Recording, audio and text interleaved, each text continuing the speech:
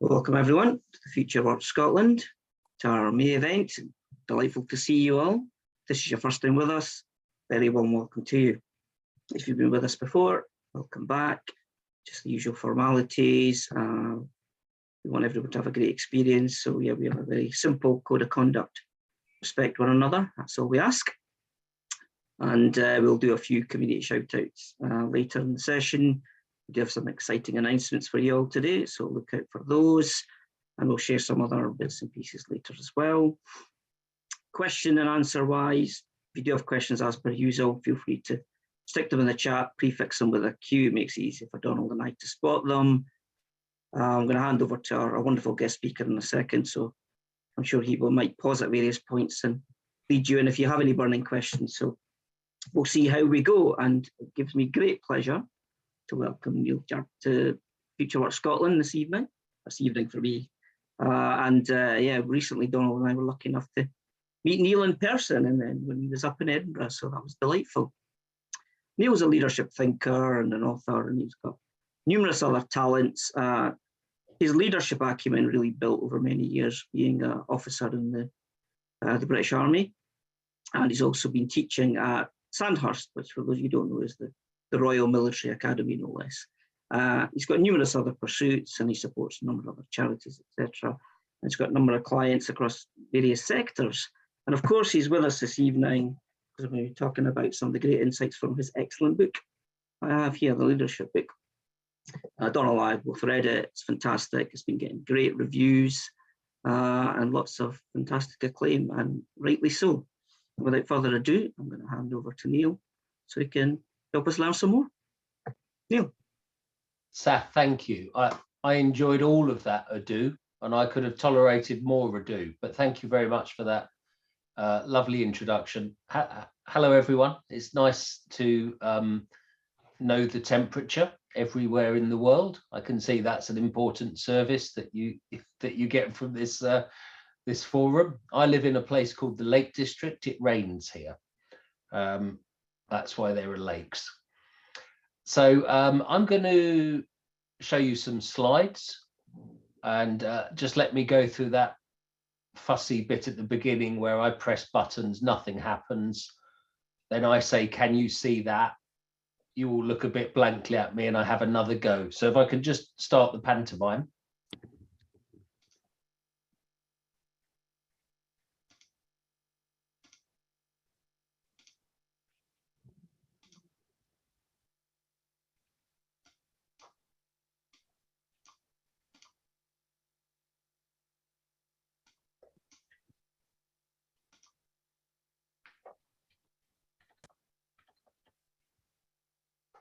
That went remarkably well, I thought.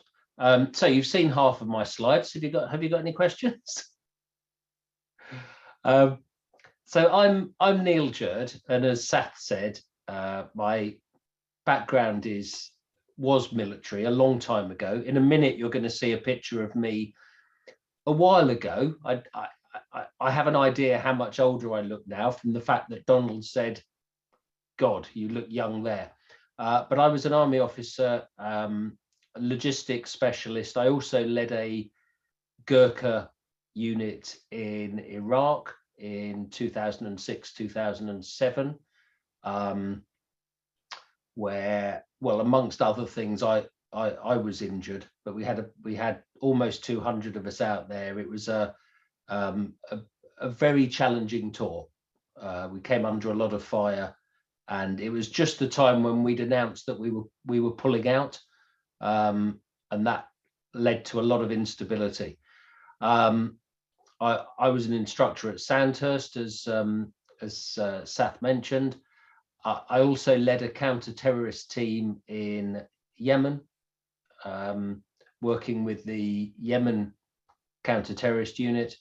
So I had a military career that gave me the chance to lead, and also to study and teach leadership. And I guess from that, I became very interested in this idea of leadership.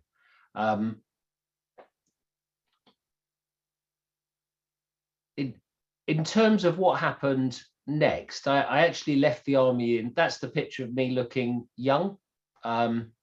If you were to put in the chat box that I don't look that different now, that would flatter me, and I would accept that. But I realised the decay has been considerable.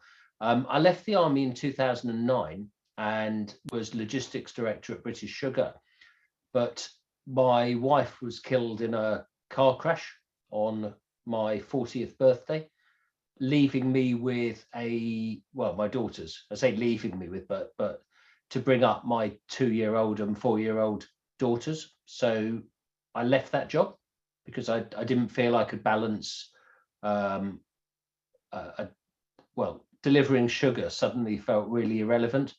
And I focused on the girls. And then around the edges of that, I got into doing bits of leadership speaking, bits of coaching, but I also founded a charity in, Michelle was my wife, I founded a charity in her memory, in some ways just to keep me sane, to give me some connection to the world, to give me some purpose. And that charity promotes adventurous opportunities for young people. And I moved into doing more and more leadership training. So like early pieces of work I did were leading a team of 10 coaches working with Commonwealth Games Team Scotland before the Scottish Commonwealth Games, which went incredibly well. And then over the last few years, I've developed my own business, which has really come off off a few key pieces of work, but certainly since the book came out, it's become a lot busier. I work with a whole range of people, but I'm particularly interested in schools and university groups, but I also work with some global names. And then I've got a few other things. I'm an honorary fellow of Lancaster University and a couple of leadership related institutions. So that's my background. That's perhaps a little bit of context of why I wrote a leadership book. How I wrote a leadership book. Well, I had a really nice business before COVID hit, and COVID hit like anyone in what I do, which is a very people-facing business. COVID hit hard, and I didn't have a lot to do, and it was a beautiful summer here, going back to the weather, but it was a beautiful summer. I was unable to do a lot of the work that I would normally be doing, coaching work or development work. And I used it as the trigger to start writing. I've always really enjoyed writing. And I got into this habit of going out for a coffee in the morning, sitting in the sun for half an hour, clearing my head, and then going to my desk and writing my notes on leadership. And I actually did them, as you can see. The reason I'm showing you these photos was to make a series of videos about leadership. And I ended up writing what's come to 30 videos. They're kind of 8 to 10 minute presentations about leadership and team development. And because of the way I wrote them, it forced me, because I was writing to present, it forced me to write in really plain language. There's something about writing to present that makes you simplify. So I produced all this content in very simple English. And I've never written this much in my life before. And I, to be honest, I never intend to write that much again. And what I produced was essentially a book's worth of words. And that's what then evolved into the leadership book. And the leadership book, I mean, some of you will have seen it. I think you can get it in most places in some format. I think it's available in the States now. But it's got quite a lot of praise. But the reason it's been praised is because it is a really simple book. And there's a reason for that. And it's because I think leadership is a very straightforward concept, and it gets complicated. If you research it, you will find thousands of books that talk about leadership, and some of them are huge academic books. You'll also find all that sort of nonsense that you get on Facebook or Twitter, these sorts of memes that tell you what leadership is and have a few stick figures pulling a rock or whatever. But the whole business of leadership, I think, is somehow confused, and it shouldn't be. I would say that leadership is simple. Anybody could learn it, and I'm preempting a question which I can almost guarantee I'll be asked at some stage. But anybody could learn to lead, and anybody can improve their leadership with a little bit of study. Anyone can be a better leader.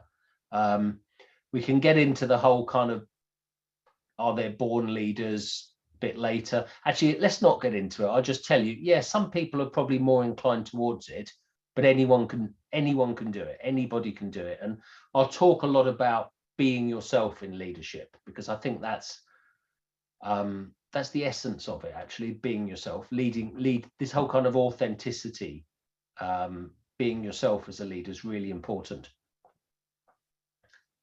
Around the edges, so we've got the book, we've also got these online videos which are just becoming an app. We've also got a podcast on leadership as well, the Leader Connect podcast, and we get some interesting speakers on that. So I'm kind of really into leadership. I'm just really interested in leadership, and where I guess I've just pursued lots of things that interest me. You'll see on the podcast we've got Mandy Hickson, who was the first female tornado pilot in the Royal Air Force. We've just interviewed John Volanthen, who is one of the two guys that led the Thai cave rescue a few years ago, where that football team were stuck underground. So we get some interesting people on there. So let me get to some substance. This is Field Marshal Lord Slim. He was a Second World War British officer. He led the 14th Army in Burma, who turned our fortunes around. We'd been losing quite significantly to the Japanese, and then this guy took over, and I guess was extremely effective. And he spoke at Sandhurst in the 1960s, and in his speech, this is probably the line that people remember: leadership is just plain you. And there's a lot to that. We were taught that when we were cadets at Sandhurst. There's a lot to that. But what does it mean? Well, it's about personal power. It's about being yourself more than positional power. I often say that your rank or your grade or your position is the most fragile form of influence you've got. People may obey you because they have to. They'll do as they're told, but they will only obey. Your personality, your connection, more of that later, that's what's compelling. Whoever you are, whether you're extrovert, whether you're an introvert, whatever you sound like, whatever you look like, being yourself as a leader, that's the most effective form of leadership you'll get. When people get into the nonsense of being what they think they should be in a role, in the army, it's people playing the part of the sergeant major or playing the part of the captain, or it's people being what they think a manager should be or a director, that they generally will get themselves into trouble. It's far, far better just to be you and focus on what you're trying to achieve. So leadership is just plain you. Be yourself, whatever you are, it's enough. And I think this is an important concept. It's the idea of not being arrogant as a leader. You're not the leader because you're the best, but you might be the leader because you're the best at leading. Now, I know there will be a whole wealth of experience and interest in this group tonight, but I've led people whose jobs I couldn't do. I've led technical soldiers who have had many years of courses and qualifications behind them, and I'm not better at what they do than them. And I think it's a nonsense to think that the leader must be the best at everything. You can't be. You quite simply can't be. But what you can be is really good at leading. That's your job. It's not to be an expert at the stuff other people do. That's what they're there for. And you tread on their toes when you try to show that you're better at their job than them. A lot of it's to do with trusting people, actually. I talk about leaders being clear where they're going and then just getting out of the way and letting other people go. But as a leader, you need to be good at leading. Your duty is to study leadership, to develop your leadership, to look after people, to lead effectively.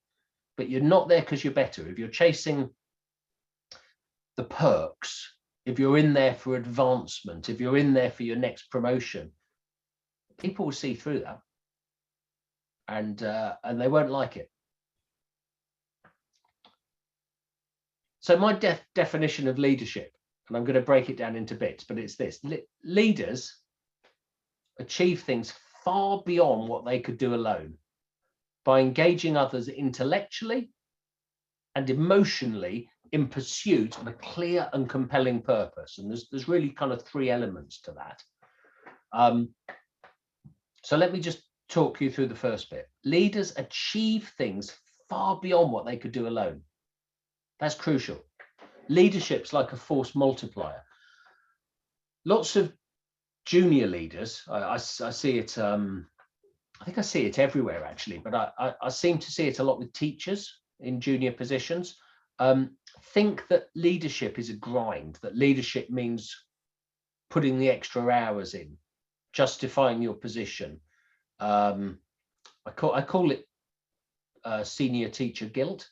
Actually, as a leader, it isn't about you doing more. It's about doing more through and with other people. Anybody can probably work twice as hard. You see some people who maybe work 3 times as hard, but they're stressed people. They're normally unhealthy people, and it's not a sustainable position. And it's also limited to what one person can do.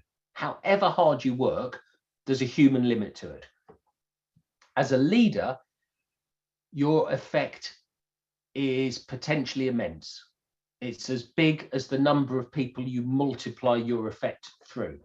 And of course, the people you lead will also go on to lead. So you get this sort of cascade effect. So the first thing really to check whether you're leading is to say, am I having a greater effect than I could possibly do on my own? And if so, that's probably the first test. Secondly, by engaging others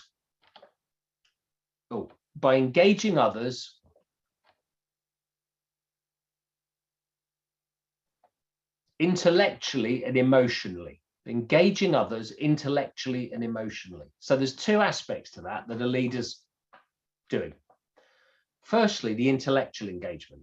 You're giving people a reason, a plan, a structure, some order. This is almost the winning hearts and minds. This is the minds part of it, the intellectual bit, the bit where you think this person has got the structure, has got the plan, has got the track record to achieve stuff.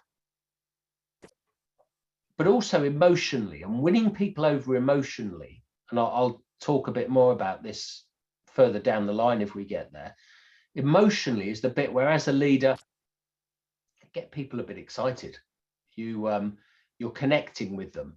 This is the leadership is just plain you, the real connection with people, the bit where you really care for people and spend time with them. I wrote in the book about that you should always, as a leader, if someone offers you a cup of tea, and I know to the Americans in the audience, I'm now playing to all of your stereotypes, but the same thing applies to coffee. If someone offers you a hot drink when you go and visit them, always accept it. Always accept it. Because what they're actually saying is stay and chat. stay and spend some time with me. So that connection is really essential. And the emotional is getting to know people and having a high level conversation about how do you feel about this? What's going on for you? More on that later. And finally, you're doing all of this in pursuit of a clear and compelling purpose. Clear, plain language. Probably not too much of it either. You should be able to say what you're trying to achieve in as few words as possible and words that people understand. If you find yourself showing off through your language, you'll be losing the people that you're trying to inspire. Clear and compelling. Your statement of intent, your mission statement, whatever it is you're trying to do, should be compelling. It should be exciting. It should be interesting. If it isn't, people aren't going to really get on board. A worthy purpose is likely to be something that's exciting and compelling. When it becomes mundane and routine, you probably need to ask yourself whether it's still relevant what you're aiming at. And now let me just come on to this concept, because these words get mixed a lot. People have senior leadership teams, or is it a senior management team? Is it a management course, or is it a leadership course? Are they kind of different words for the same thing? And the answer is no, they're not. They're different. And knowing the difference is really the key to vibrant organizations. Where you don't know the difference, you'll probably find that too much of one or too much of the other gets you into trouble. So management, you manage stuff, time, space, resources, money, things you have to manage. You lead people. You lead people with that clear and compelling purpose by connecting with them. Management makes things safe. Management makes things run. It creates order. It's really important. But if you have too much management, if the balance is tipped and you've got too much management, you'll find that things are turgid. Decision making is slow. Bureaucracy, hierarchy, structure, status, all those things start to dominate, and not much gets done. If you have not enough management, things are unsafe. You can't lead your vehicle to pass its annual safety inspection. You can't lead your shareholders report. Some of this stuff you have to get right. If you don't have enough management, you get to a sort of an unsafe and slightly chaotic state of affairs. So you need to have this right balance of leadership and management. What you're really looking for is a well-led, well-managed organization. The management, you're leading it because you know that it's got the solidity in its structure to come with you. And this is the diagram I use to explain how leadership should be in an organization. It shouldn't be like a Victorian factory. It shouldn't be like some factory in Manchester in the 1880s where there's the owner and then there's the manager and then there's the shift leaders, and you have this kind of the hierarchy all flowing downwards. In a vibrant, successful organization, everybody can lead. Everybody can lead. And the more leadership you get, the better your organization will be. As long as everyone's clear what you're trying to achieve, what the overall objective is, there's no reason why anyone at any level can't connect with other people doing activity in pursuit of the clear and compelling purpose. So leadership should flow throughout. The idea that it only flows from senior people is a nonsense. And it's a nonsense because two things. Firstly, senior people are not, often we're just in senior positions because we're the oldest. Let's be honest. You become senior if you hang around for long enough.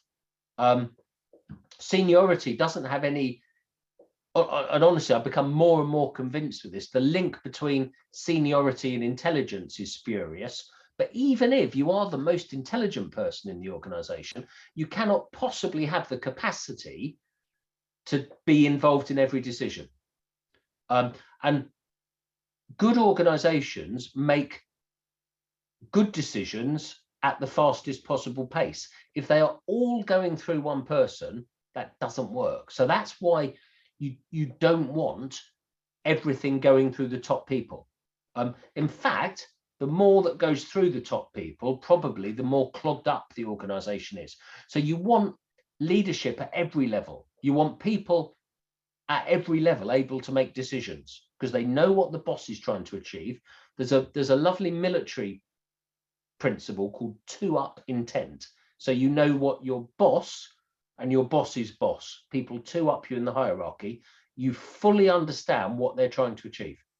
And that gives you the freedom to make decisions that will feed in to what the boss is trying to achieve. And that 2-up connection takes you right to the top of an organization. So leadership flowing everywhere, in the DNA of a good organization. It's really good for morale. It's really, you will get a lovely team if people feel empowered. And the word empowered gets used so much, but actually to really feel trusted, empowered, and part of something. Neil, we've had a few. I was just thinking. Come in. Do you want to stop and take a few questions? I'm very happy to take questions. Yeah, I thought we could take a few. Just gives you a break from the slides as well, but they're kind of relevant to the early content that you're sharing. So I think this one will be interesting for you. So Sheila's asking, and I think Sheila's had to drop off sadly, but she might be back. If you try to do a technical person's job, you may tread on their toes. So you touched on that earlier, and you wouldn't do that.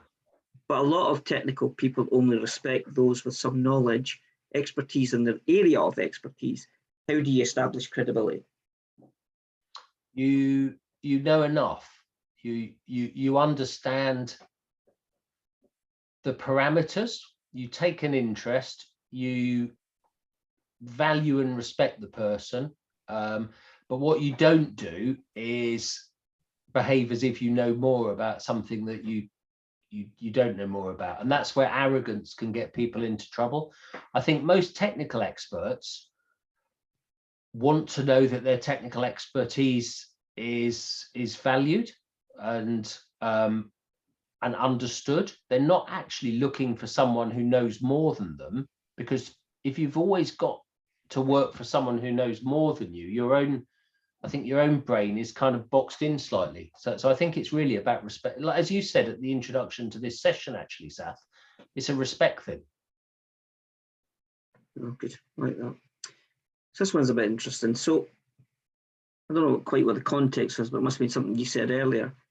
Would people management be a term that you would outright reject? Well, I've never thought about that. Now I have to decide whether I would outright reject it. People management. A perspective. I think that, yeah, it doesn't quite make sense, does it? I think you lead people. There is probably a management thing, but I would see management of people is much more in creating the org chart, working out who fills what or what appointments you need. I suppose you do manage people in terms of their working conditions and pay and structure, but even there, leadership has a big role to play, because actually you need to really look after people. Yeah, okay. I think the question almost answers itself. Yeah, you lead people, you manage stuff. Nice. Last one quickly, because you had that interesting slide with the leadership flowing in every direction. And Ram's asking, earlier in your statement, you had clear and compelling purpose, which I really like, because I like to talk about that sort of thing. So if everyone is leading, is everyone having their own clear and compelling purpose? Yeah. They are, and I know some of the businesses I work with actually do that. Everybody creates a purpose, but the key thing, if you do that, is your purpose must, this is that 2-up intent that I was talking about, your purpose must feed in to the purpose above and the purpose above, and that way you get this continuity. Because what you sometimes get in organizations, and there's a diagram in the book, I haven't put it on one of the slides, but it's where people seem to be doing the right thing, they're kind of doing the right sort of activity, but it isn't really on target. So they're busy and they're doing the sorts of stuff that people in that job usually do, but it isn't absolutely on the bullseye of what the organization's trying to achieve. And that's what joining up people's clear and compelling purposes do. So yeah, every level, certainly every leader, every department lead ought to have a clear and compelling purpose, but you don't create it freely. You create it in the context of the person above you's purpose. That actually allows you all this freedom. I know there's lots of like contradictions here, but all being clear what you're trying to achieve then allows everybody to create and to think. Oh, great, yeah. Sounds very much like you're talking about alignment now, and sadly we don't always see a great deal of alignment. Yes. Fantastic. There are more, but I think we'll come back to them, so I'll let you. Okay. Let me just go back then to the presentation.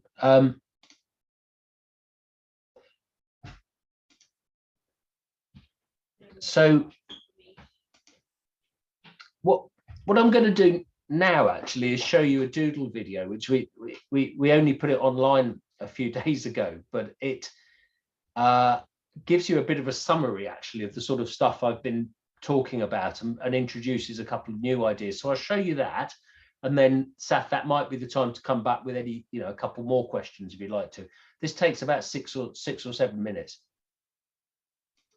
This video is brought to you by Leader Connect and presented by Neil Jurd, author of the Leadership book.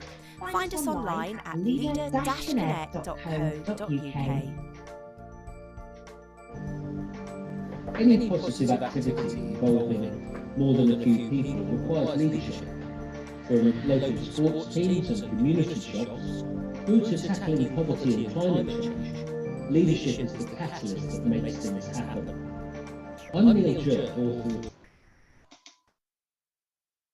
Oh, I think I did that. What have I done? Leadership.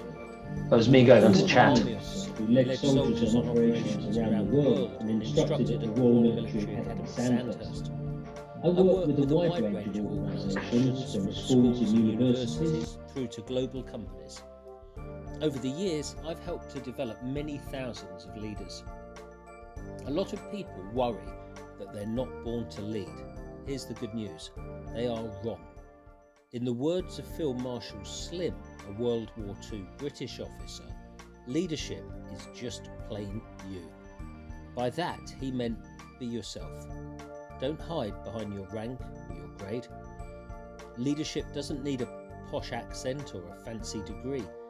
Leadership is about passion and purpose, not privilege and position.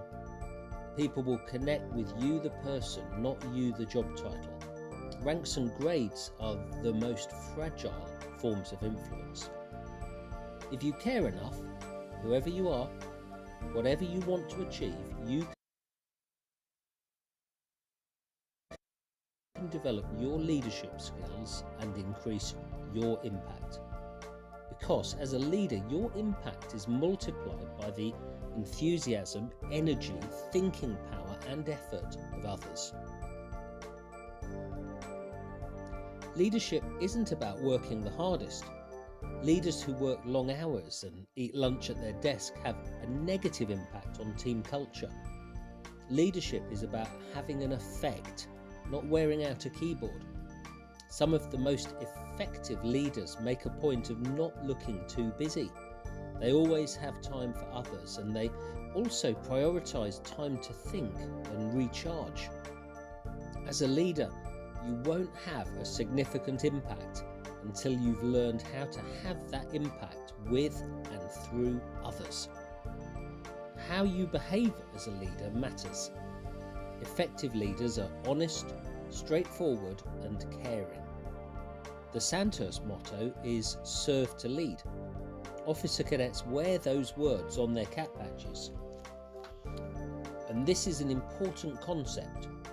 A leader serves the team by leading them well. If you are a leader, it's your duty to be good at leading, to study and think about leadership. Aristotle said that knowing oneself is the beginning of all wisdom. And for a leader, that is especially true. The mood and attitude of the leader have a significant effect on the morale and performance of the team. So it's worth understanding and controlling the impact that you have on others.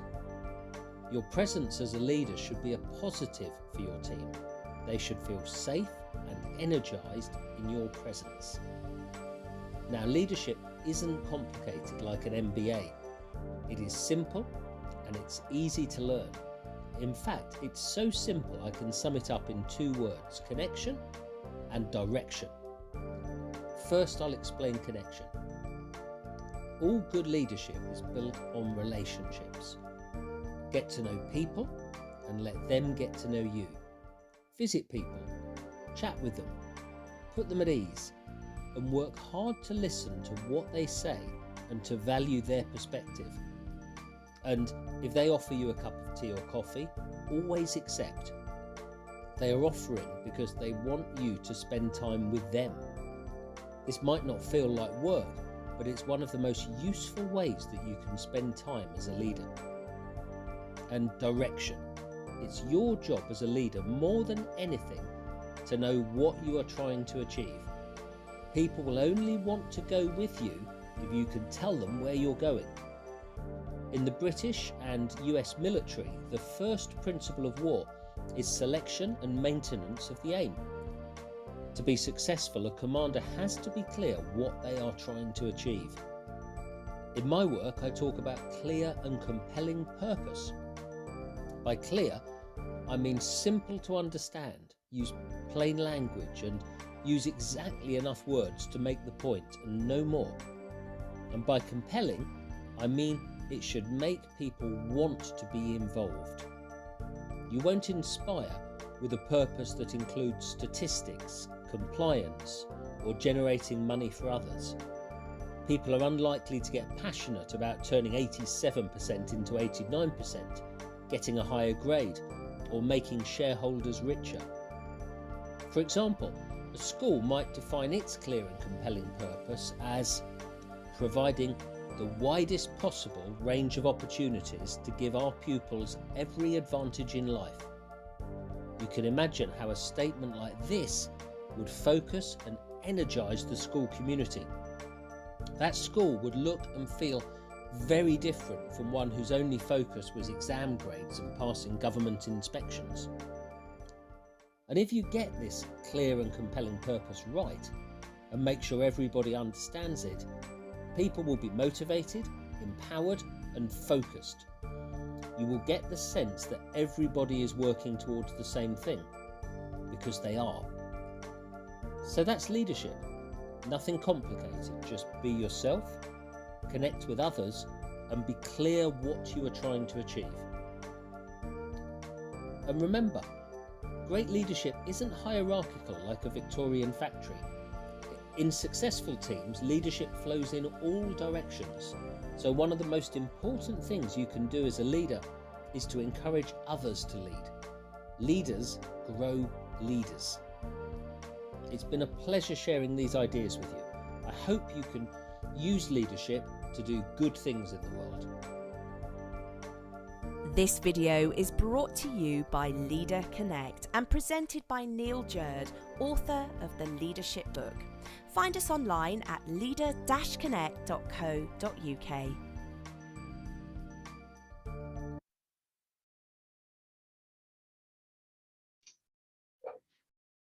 Sorry, every time I tried to answer something in chat, I paused the video. So that's why it stopped a couple of times. Sath, are there any more questions? Yeah, there were. There were a few, yeah. I missed one right at the start from our friend Martin. which was similar to the one from Sheila, but it was a slightly different perspective. Do you want to share it verbally, Martin? I can't see you on my screen anymore. Can you see me? Can you hear me? Oh, there you are. Yeah, go on. Yeah, I'm here. So I've been wrestling with some of these ideas quite a lot recently and helping organizations. And I guess my question, and I've got an example, but my question is it a good idea for people to try and lead within a domain that they don't understand? So I'm gonna use an example, and I think you might like this example or you might not, but would it make sense for me with zero military experience whatsoever, unless you call Call of Duty military experience, to lead a group of soldiers, right? How would I possibly expect to get any credibility whatsoever within that domain? Yeah. But why are you asking the question? Does that come? Is it what? How does it relate to your? Yeah. So there's so many like I can't remember the other lady's name. She kind of asked that. It was a similar question, but it really rolls up to this. There are so many people who are managers in organizations who are trying to, and I might use air quotes, transform themselves into leaders, right? But they have absolutely no clue whatsoever about the work and how the work works within the organization that they're operating within. Yeah. So, for example, many folks trying to manage or lead software teams in software organizations and not really having any clue about software or technology. Yeah. Like, I guess Steve Ballmer would be a good example of that on a really large scale, and the damage he did to the organization for having that little idea. Yeah. And again, you've almost in that example, you've probably answered the question quite effectively, Martin. I think you get this now. I mean, the police are looking at recruiting people into senior appointments who've got no police experience. I think there's certainly a minimum level of knowledge you need to be accepted by the people you lead. And it goes back to that. You don't have to be better than them. You don't necessarily even have to know as much of them, but you have to understand and respect their business. And if you don't understand their business and their constraints, I think your effectiveness will be very limited. Do you not have? I guess it depends on the level of competence of the people that you're leading, right? Yeah. But do you not? I would say that you have to understand what excellent looks like within that domain in order for you to lead people towards them being excellent at what they do. Yes. You don't have to be able to do their stuff. I think that's it. You have to know what an excellent output looks like, and you have to be good enough to pick the right people to do it and to have an intelligent conversation that balances their effort. But where you could go wrong is falling into the trap of needing to understand every detail of what everyone's doing, because that will slow things down. But I think a true non-expert leader, someone who really doesn't understand the field at all, I think would potentially be quite dangerous. Why wouldn't you try and understand it? And I think anyone who's any good, the first thing they're going to do is really get to know the business. I know I was chatting to someone who's a senior leader at Jaguar Land Rover, and he started his job by doing every job on the production line, spending, not that he'll ever have to do every job, but so he absolutely understood the process, got to meet the people, and knew enough that he wasn't making stupid decisions. Yeah, and I think I want to throw out an example for you of the opposite. Yeah. Right. I worked for 3 weeks for a company called Intelligent Finance out in Livingston, part of HBOS. Oh, They right. were a bank. Yeah, I think I've heard of that. Yeah. Yeah. That you don't want to know what the staff called them internally, but the new incoming, when I'd arrived, there'd just been a new incoming IT director, and he got effectively caught on an all hands meeting admitting that he didn't understand and had trouble with using email. Whoa. And he's the IT director for the organization. He's expected to make decisions based on the strategic direction that the organization's taking their software and products in an internet bank. Yeah. There's a level of competence that you definitely have to be up to be credible in with the people that you're working with or leading. Yeah, that's the word I was looking for, because sorry, I'm monopolizing. We can meet later. I was gonna cut you off there. Yeah, because but Martin will just keep going. We'll have time later, but no, I think I think it's always worthwhile discussion. But yeah, if we can, I do have one other which I think is probably a good one to ask now, and it's from Phil. And Phil asks, if leadership is working as you describe, at and between every level, as we discussed earlier, does an organisation need human resources? That's always a good conversation. Does the army have the equivalent of HR? So I'm curious about that. Not used in the same way. So I've noticed over the years, lots of people kind of use HR to sort out their mess. And I think if you lead well, if you really connect with people and you look after people, you can have those you build a team where you can have difficult conversations, where you can just sit down and talk stuff through, and you don't need HR in at every point.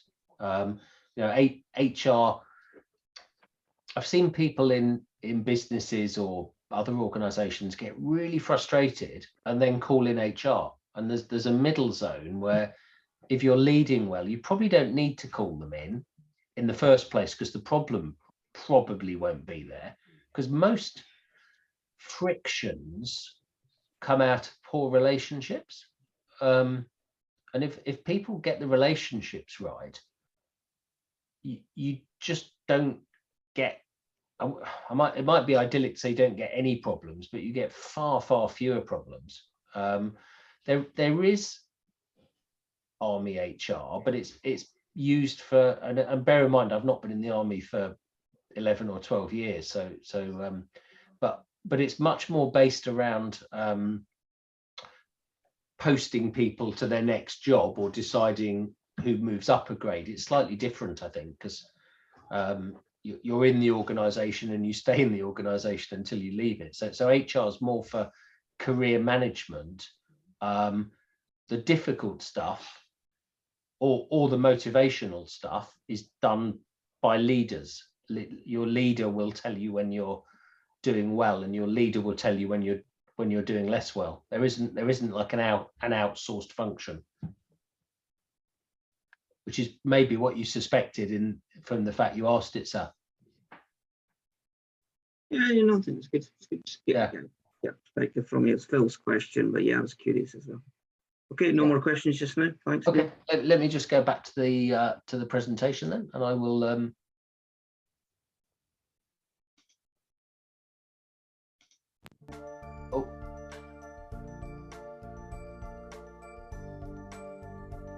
This video.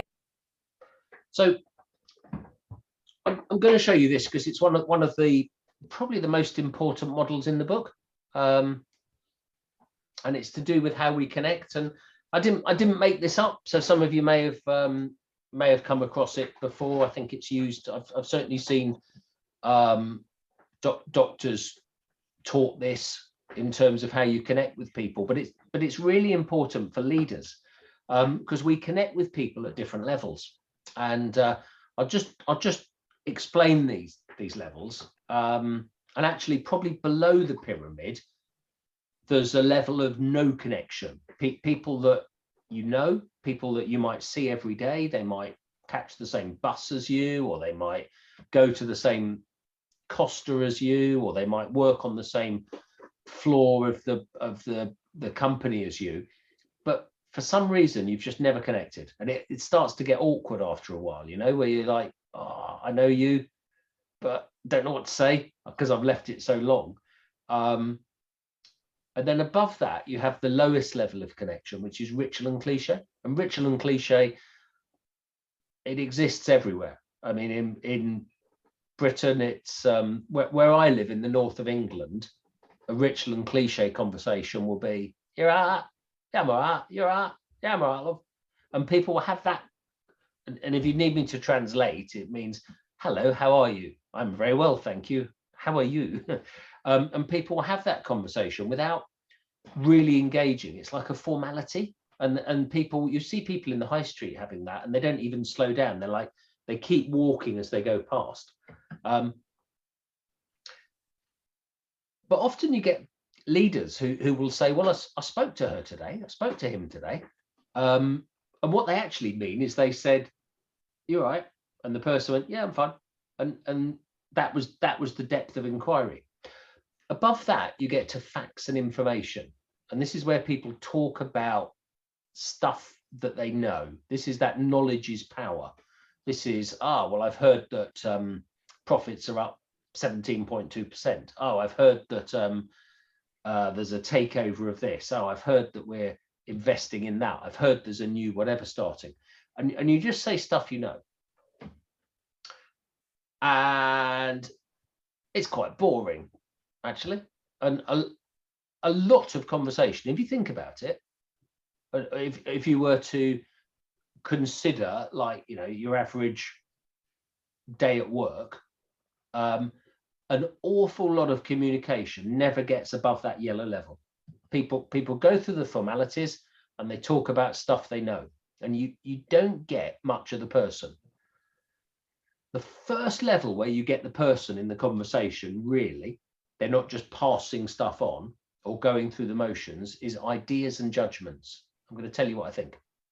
This is my opinion on this. I think you should go this way. This is my recommendation.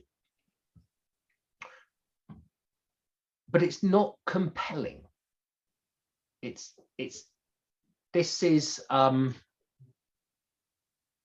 will be interesting enough to hook you for a while, but it doesn't make your heart beat faster. It doesn't make you really passionately want to be part of it. You don't necessarily connect with it. For connection, to really get people, and for people to really get you, because this goes two ways, the first real leadership level of communication is right up at the top. It's emotions and feelings. And what do I mean by this? And I've covered this in so many courses, and I know the things that people visualize and imagine. And it doesn't mean talking emotions and feelings doesn't mean losing control of your emotions and feelings. In fact, I'd say as a leader, try not to, because that causes discomfort. It can do a lot of damage. If you're a leader who shouts, who loses their temper with people, and you know, I guess we've all seen those. I've seen a few over the years. That's just awful. It's really damaging. It leaves a real mess. So this isn't about uncontrolled emotion, but this is about knowing how you feel. I feel angry, actually. I feel a bit lost. I feel hurt by that. And it's being able to explain your emotions and also to understand other people's emotions. Because if you're trying to get something done, firstly, your emotion will inspire others. I feel passionate about this. This excites me, guys. That gets people leaning in a bit. But then you want to know how they feel, because if you've just given what you think is a really inspiring talk about what you're trying to achieve, that clear and compelling purpose, and you say, guys, how do you feel about that? And they say, fine, you're going nowhere. You're going nowhere. what you need to hear, and you need to hear the truth. You need to really understand how they feel. And if you're leading a team, you need to know that that team feels positive emotion to what you're doing. Or if their emotions are negative, you need to understand why, because that could be really important. I feel really concerned about that. Right, tell me about that, because that's where you get the information that stops you making disastrous decisions. I've always tried to pair myself in teams that I lead with people who are kind of the opposite to me, and their guidance, the bit where they go, I feel concerned, or I think we're going a bit fast, it worries me, that's often what stops my enthusiasm leading us into a ditch somewhere that we can't get out of. So that's sort of honest communication. And the feelings thing is very important, because we're very driven by feelings. Arguably, we're entirely driven by feelings. Our ability to think actually is more of a justification process for what our emotions are telling us to do. But being good with emotion, that emotional intelligence in leadership is essential. So emotions and feelings, and then finally above that you get peak communications, and you get that in a team, I think, where you've got shared values. Well, that's probably the most important thing, actually, shared values. But then you've spent some time getting to know each other, however you do it, but really getting to know each other. And I don't really go with the superficial. Getting to know each other isn't just going for a drink after work. It's having really good conversations. It's really really exploring each other. What do you feel about that? What do you think? It's maybe doing stuff together. Perhaps it's doing difficult projects together, and then having honest conversations. You need to be up the top of that pyramid, but people don't get that. It feels risky going up there. So lots of leaders, lots of managers, probably more than leaders, will protect themselves. They'll say, oh, it's not professional to talk in that way. It's not, and that's a word I hate in that context. Oh, it's unprofessional. It really isn't, actually. It's you will be a great professional. You will be wonderful at what you do if you've got these blue and purple in this model level of communications with people, and people feel free to share ideas and judgments. If you stay at the bottom levels, you will be going through the motions, and I'm gonna talk about that. And some of you may have seen. I'm just going to show you a couple more things, and then I'm kind of done, and I'll take a few more questions. But this is my adaptation of a model. Tuckman, you may know it as forming, storming, norming, reforming, but I've kind of reworded it so it fits in with some of the other ideas in the book. But a high performing team, if I asked you what a high performing team was, or when you've been in a really good team, actually, if you want to, just put a couple of words in the chat, and just when you've been in a really high performing team, or a team that you loved being in, what was it like? Can you just share in the chat what that was like for you, please?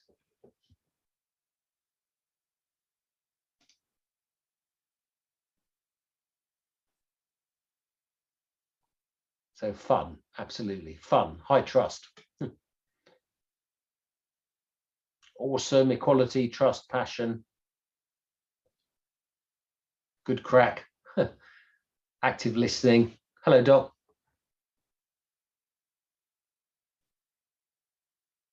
Hello, Neil.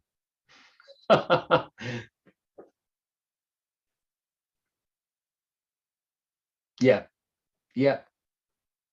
Buzz, enthusiasm, great to work there, good conversations. Yeah. Exactly.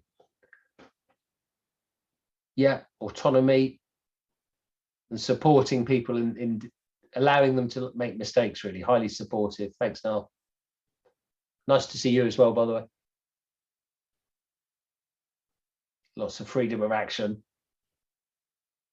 Great. And of course, that's what I would expect you to say. And a team that's excelling,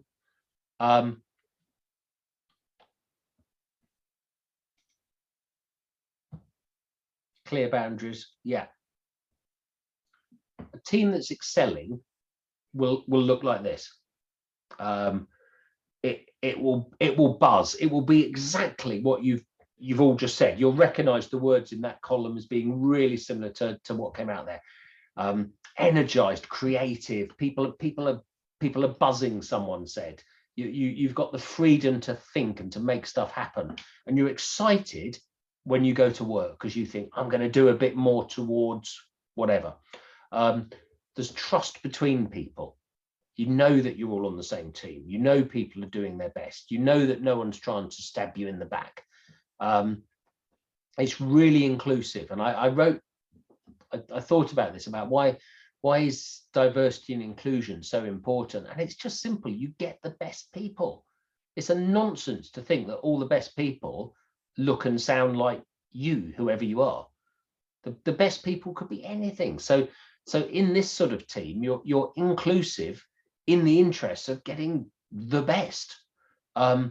Communications will be open and honest. Where things go wrong, people can say it. There's no consequences from saying, look, I think we're off track here, or I think your idea is rubbish.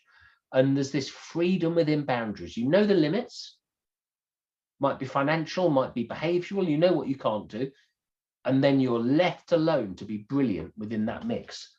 So what's interesting is, like every group ever, of course, you've summed that up, but every team, every individual will always say those things. Nobody ever, when you say what's a great team you've been in, nobody ever says miserable, oppressive, hard work. Nobody ever says those things. But the reality, I think, is that a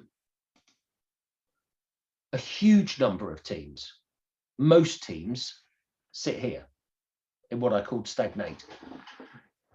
And there's something around organisation size as well. Links probably ultimately to something called Dunbar's number, but there's different group sizes. And as you get beyond, probably beyond 30 people, and I'm slightly making this up just based on what I've seen over the years, but you will tend towards this. Bureaucratic, things are slow. There's a hierarchy. There's a process. Process becomes more important than purpose. You get people who accompany people. They know how to play the game. They're busy bees who never quite seem to get anything done, but good heavens, they're doing a lot. Decisions are made slowly. We can't do that until Friday week, and it needs to be presented in this format to the board, and it needs to have blah, blah, blah. And you get all this stuff gets in the way of decision making, and decisions are always passed upwards because everyone's a bit scared of getting it wrong, because there's no trust. So people avoid responsibility. I don't want to be responsible for that. No. I'm going to CC you in and CC everybody in. This is the place where nobody gets less than 100 emails a day. Nobody. And of course you don't read them all. That's not the point. Or maybe you do read them all and your life's just awful. And stuff bubbles away beneath the surface. People don't confront what's wrong because it's not worth it. Well, I'm retiring in 5 years. People actually say stuff like that. But it doesn't matter because you're not excited enough by the purpose. So turning up into this rather mundane, dull place that doesn't really achieve anything, it's fine. This is the sort of place where there are passive-aggressive notices on things in the fridge. Will the person who had my milk, but people never actually talk about things face to face. Communications are low, they're right down the bottom of the pyramid. But this organization does its job. It might be a government department, it might be something like the post office, it could be many schools, it could be an old business that doesn't often think about what it's there to do. It just does the same thing. It makes the same parts, but it delivers enough. It delivers to expectations, never beyond, because nobody's really excited about what they're trying to achieve.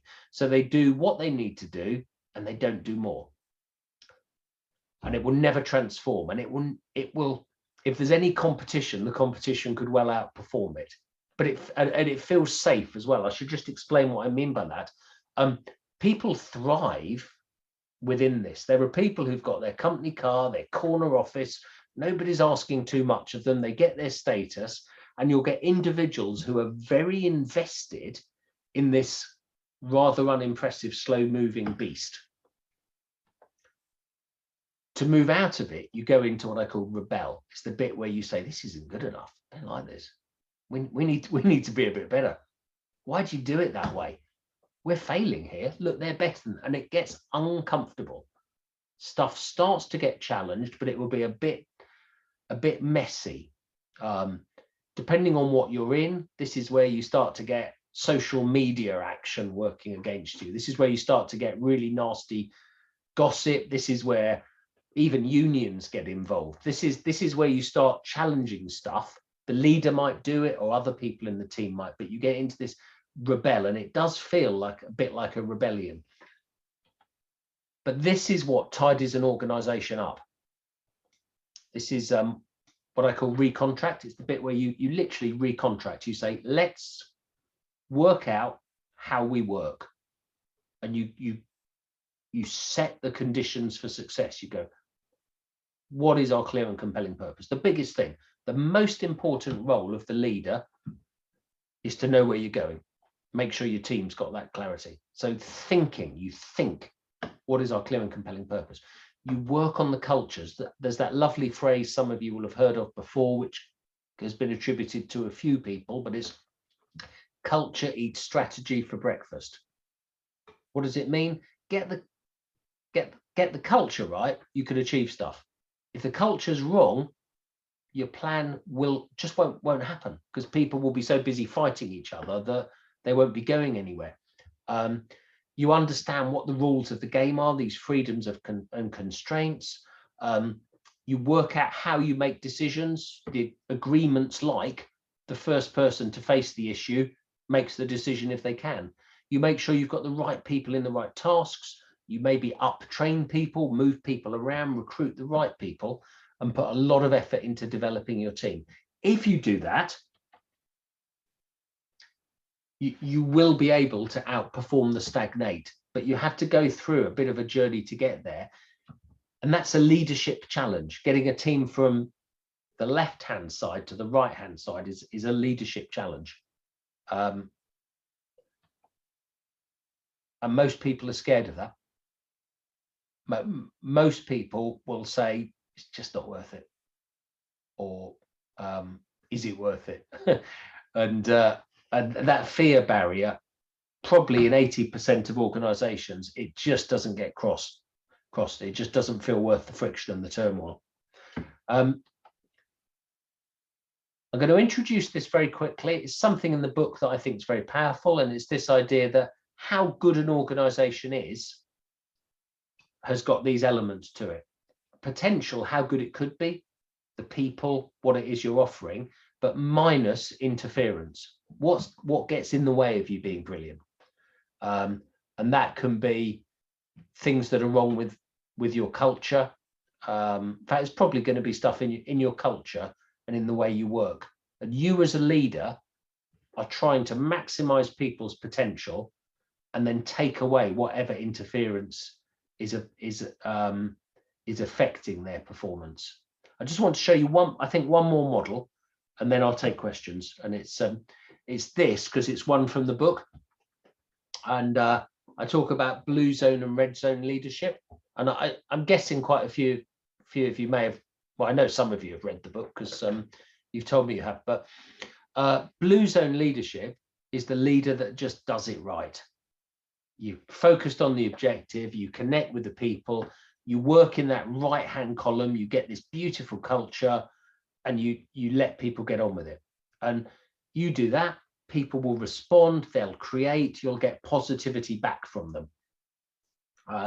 In the book, I give an example of my friend Nigel Williams, who wrote a book called Teaching Navigation, and I've been with him in Norway in very, very hard conditions where we couldn't find you get these huts in the middle of nowhere, and we'd skied for one, and it was in the woods, and we just couldn't find it. It was getting dark. Somebody had a broken shoulder, and just watching Nigel stay calm even though this was genuinely getting into a life or death situation. We weren't kitted for a night out. We were day touring. Watching him stay calm and work his way through quite avalanche ground, crossing a river, was just a lesson for me, and a person who was under control, stayed focused, looked after people, one of whom was hurt, one of whom was particularly scared, and led us through it and got the best out of the group in return. The negative leadership is doing all of the other stuff, meddling, micromanaging, saying things like copy me in, keep me in the loop. All of those sorts of behaviors will suggest that you want to be in every detail. And what you get back from your team will be keeping you in every detail, and that will drag you down. You'll find that you're in every decision. If you lose your temper, people will stop making decisions for you. If you snap, if you find blame, people will go, well, I need to be careful here. If I get that wrong, he doesn't like it, so I'm not going to risk it. So I'm going to run it past the boss. And you find yourself stuck in this negative loop where everything goes through you. And it's really easy to get in there by mistake. Check people's writing, change a couple of apostrophes, and you'll very quickly find you're in that loop. Change a few words just to show that you're helpful. You watch, the next document will come back to you, and the next, and everyone thinks, oh, the boss likes to check the detail. And that's suddenly you've become the detail checker instead of the inspirational leader. So this blue zone, red zone leadership. And my red zone example is a guy I worked for in the army who used to just shout. I mean, he was a major at the time, and I was a couple of ranks below that. And he used to just shout. And I remember him once shouting because some paint had dried out. And you know, even now, I'm aged 52, and I still can't work out why he was that angry about a few tins of paint.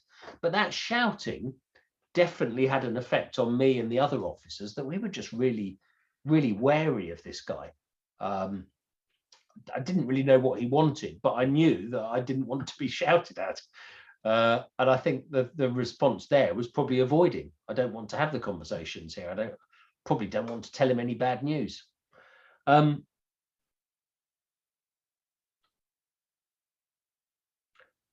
My last input is to finish with this, because it's just something I've got sellotaped to my desk. And I have had for a few years, about 3 years now. This is Hal Moore. Those of you who watch war films will know that this was We Were Soldiers Once and We Were Soldiers is the film, I think. We Were Soldiers Once and Young is his book. But I love this ethos, and I think it's true. As a leader, there is always one more thing you can do to influence any situation in your favor. And after that, there's one more thing. And I just love that. And I think that's what we do as leaders. We're always trying to influence things, to make things better. I see leadership actually as a force for good. Good leadership, and I wrote this in the beginning of the book, good leadership makes the world a better place. We do service to the world by leading well.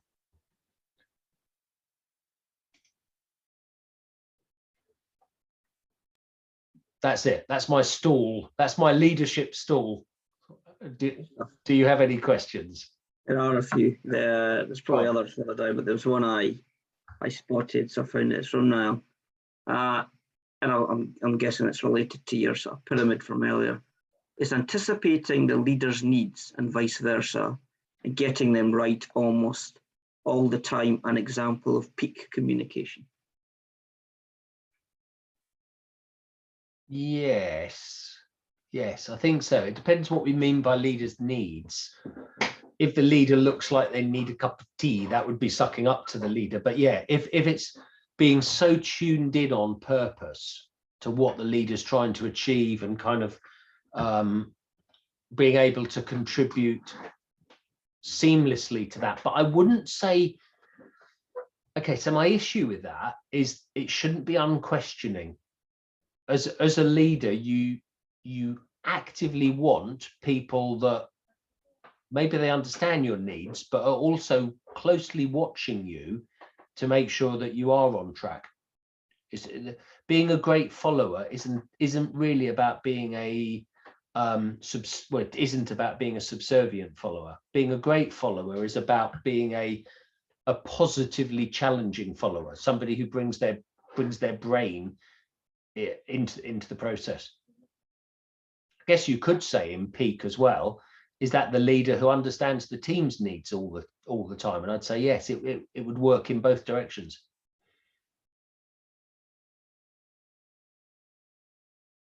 I've not spotted any others in the chat other than somebody asking if we can share the slides. I just read, damn it, I left my camera on while I was flossing my teeth. Those rely on Maru. Yeah, somebody asking if we can get the slides.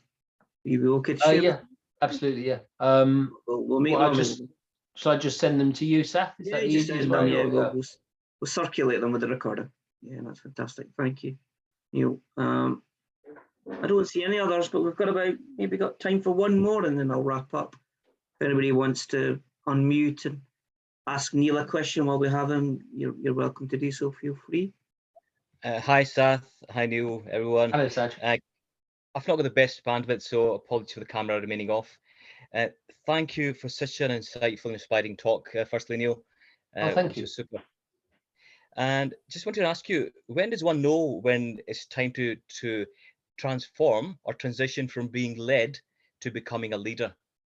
What, personally, when is it the time in your life for you to shift into leadership? Yeah, when is it? How should somebody take as a period or a time of transition to be able to do that?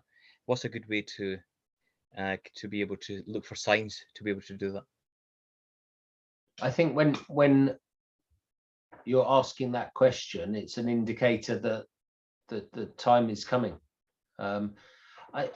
I think that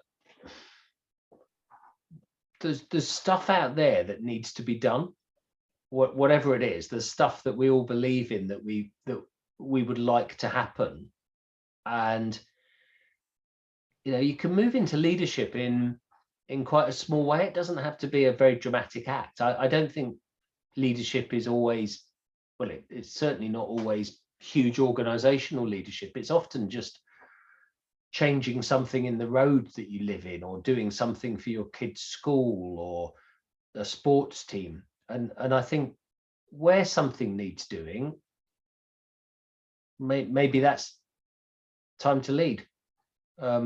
Leadership doesn't go with status, you see. Anyone you can lead and still be, like a good bloke. It's not like a stepping up to being better. I think the whole ethos of leadership that I've outlined is not about being better than others or even implying that you're better than others. It's often about carrying the load, taking the responsibility. It's sort of doing others a favor. It's saying, look, this thing needs to happen, and I'm willing to do a bit more to make it happen. Who's with me? So I don't see it as a very big step, actually, Saj. I think it's a gentle incline that maybe it's easy to just edge up. That makes perfect sense. Thanks for that, Neil. Pleasure. Smashing. There's a hand up from Nick as well. Have you seen it? There's a hand up I see Nick's hand up. Nick, you want to ask a question? Hi, Neil. Thank you for this beautiful session. And if you were to narrow it down to the core value of leadership, I like to ask to people, what does it mean to be a leader to you?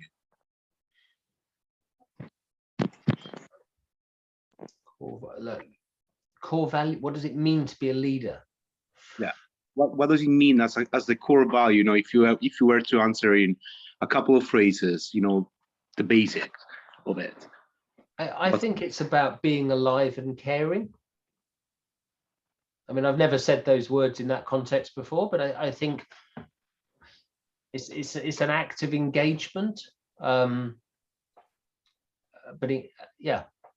caring enough to do something and taking some ownership of it. I mean, I do summarize it very simply, and you've just seen it in the video, about leadership is about connection and direction. But I think at a personal level, it's like I put in the beginning of the book, I put the Serenity Prayer about leadership is about having the courage to do what needs to be done, basically. And I think that's true. It's often much easier not to lead, but the world needs it. Our communities need it. Our people around us need it. We don't need dominance. We don't need political manipulation. That's something totally different. But we do need leadership, because there's probably a lack of leadership that gets us into trouble, and leadership will get us out. Good leadership would get us out of a lot of trouble. That's perfect. Thank you. Didn't mean to put you on the spot, but that's a good question to also seize the person. Thank you. Okay. No, thank you. It's a really good question, Nick. It did put me on the spot, but I don't mind that. I'm here to be on the spot, I guess, aren't I? That's the deal. Thank you very much. Pleasure. We encourage you all to ask our speakers questions. Yeah. I think we're coming up to time. We always like to finish on time, so I think I'm going to bring it to a close there. I'm afraid I do see one other hand up. I don't know if it's a quick question. Do you want to ask a quick question? Hi, thank you. I hope it's a quick question. So I'm working with a leader as an agile coach, and my question is, how can you influence someone with a high ego, which is very controlling, command and control, and wants to micromanage everything without being too confrontational? I understand the rebel phase, I'm in that phase, but I was thinking if there is any way of dealing with it. Thank you. Well, don't thank me until I've had a go at that one, because that's a tough one, isn't it? I would say show them my video. That will give you an idea about what leadership actually is. It's, take 6 minutes of their time with that, and then maybe even I'm not trying to upsell here, but I just maybe show him some of the passages from the book as well, because I think that you'll probably find that this person believes certain things about leadership which have been implanted in them from what they've seen previously, and they probably haven't had experience of good, kind, compassionate leadership. They probably don't know it's a thing. They're trying to behave in a way which they think is totally correct, because that's what they saw when they were growing up in their company or their business. They've probably never seen a good leader. I think that's all I've got time to, Luminita. It is a really interesting question. If I was in coaching, I would say 360 might help. If you were able to arrange things like a 360 or 180 feedback, so they could get some, at least understand the effect that their behavior is having on other people and how other people feel. But do it for the team, not just for him, so he's not feeling victimized. Yeah. Thank you. I took notes. Thank you. Good. Great. Thank Thanks you. for the question. Great question to end with. Thank you for that. And I think we'll spare you there, Neil. You've admirably answered the whole raft of questions and shared some fantastic insight. Just to say thank you for joining us. It's been an absolute pleasure to host you. I've thoroughly enjoyed it. I think it was a fantastic session, and look forward to watching back the recording. So yeah, thank you for your time. It's a round of applause for me because I'm unmuted. So yeah, I hope you enjoyed it too, and we will share all the links, folks. Neil shared a lot of great stuff with us. Link to the book, his podcast, and Leader Connect video series. We'll share them all. We put out the recording and the slides once we get them back from Neil. So thank you again to Neil for his time today. I really enjoyed that. Just to remind you, we've got a whole bunch of other events right up until November, I think. Do look them out and meet up in our next one. We've got a really good session with Andrew Pope. So he'll be focusing on hybrid ways of working, and he'll be presenting a case study. Would have thought that would be quite useful to a lot of folk given the current environment we still operate in. So do look out for that. And just one new one to make you all aware of, we are doing an in-person event. Yes, you heard me right. So in July, we'll be hosting Bryce Hoffman, who you might know as the author of the Red Teaming book. So we did do a session previously, I think it would have been in 2020, with Marcus Dimbleby, who's also part of that organisation and works with Bryce. So Bryce will be here in Edinburgh, and he's here for a few days, and we're going to be doing an in-person event with him. So you'll see it in our schedule. It will be at Napier campus, and we'll be doing it in collaboration with some of the other meetup groups, some of our fellow groups, the Heart of Agile, Lean Agile Edinburgh, Lean Agile Glasgow, and it will be kindly sponsored by our sponsor, Naked Agility, and yeah, it should be a great event. So if you're in the area, you're welcome to join. We will also be hoping to live stream it. So if you're joining us from further afield, you should still be able to join in. So just to call that one out. But yeah, just to say thanks again for joining. Thoroughly enjoyed it. Hope you did too. We'll get the recording out soon. And yeah, look after yourselves. Enjoy the rest of your morning, afternoon, evening, wherever you happen to be. Thanks again for joining us. Thank you. One quick addition to that. Neil's arranging a discount for anybody wanting to do the online training for Leader Connect. And the Red Teaming guys are doing a training session in Edinburgh on the Monday, and they're also organising a discount code. So if there's anybody interested in doing the two training sessions, one with Leader Connect and one with Red Teaming, come back to us and we'll get you a discount code. Yeah, fantastic. Yep, and we've shared details of the boot camp that Bryce and Marcus are going to be doing on the Monday in July. But it's all in the listing, so you'll find it in Meetup here. Thanks, Donald. Brilliant. All right, thanks again, folks. Take care. Speak soon. Bye, everyone. Thank you.